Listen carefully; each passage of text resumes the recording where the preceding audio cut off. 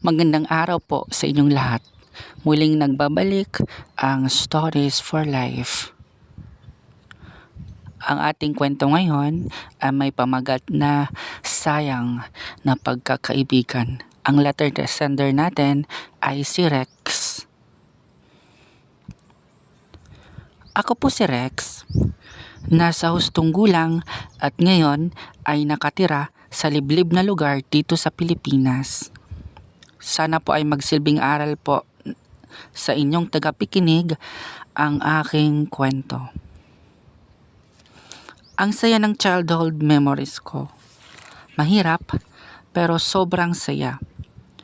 Kasama ang aking mapagmahal na pamilya at syempre kasama na rin doon ang aking mga kaibigan. Sa lahat po ng aking mga kaibigan ay meron akong pinaka best friend. Si Kenneth. Halos lahat ata ng hilig ko ay hilig niya rin. Kaya lagi kaming nagkakasundo sa lahat ng bagay. Hindi naman po sa pagmamayabang ay parehas po kaming may itsura ng best friend ko.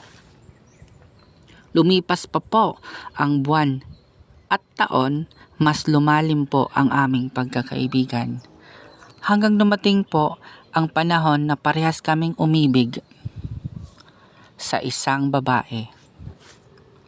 Si Danaya po ay maganda, mabait, halos ata ng magandang katangian ng isang kaibig-ibig na babae ay nasa kanya na lahat.